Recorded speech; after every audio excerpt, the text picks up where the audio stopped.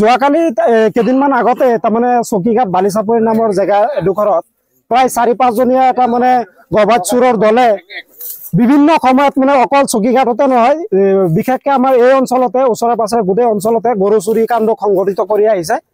গতিকে এই চোৰকেইটাক আৰু এটা কথা আছে যে অকল চোৰ খালি আমাৰ মুছলমানতে নাথাকে কিয় মানে কেইজনমানৰ কাৰণে গোটেই জাতিটোৰে বদনাম হয়। চোৰৰ কোনো জাতি ধৰ্ম বৰ্ণ নাথাকে। গতিকে আমি ৰাইজে আলোচনা কৰি এই চোৰকেইটাক মানে হাতে লোটে কৰায়ত্ব কৰিলোঁ। কৰায়ত্ব কৰি আমি জামুগুৰি আৰক্ষী থানাত খবৰ দিওঁ। খবৰ দিয়াৰ পিছত আমাৰ পুলিচে গৈ কিনে চমজি লয় আৰু সিহঁতে আৰু চোৰৰ মানে এটা কথা আছে যে চোৰৰ পৰা মানে চুৰিও কৰা আকৌ সাহসো বেছি। আমাক দা কুঠাৰ লৈ কিনে আমাক মানে বাবকি দিছে। গতিকে পুলিচে চমজি লৈছে। এতিয়া আৰু এটা কথা আমি শুনিব পাৰিছোঁ চোৰে মুখেৰে যে 15,000 টকা লৈ কেইদিনমান আগতে মানে চোৰখিনিক এৰি দিলে। গতিকে এতিয়া জামগুৰি থানাৰ ছেকেণ্ড OC শ্ৰীমন্ত বৰ্মন নামৰ মানুহজন।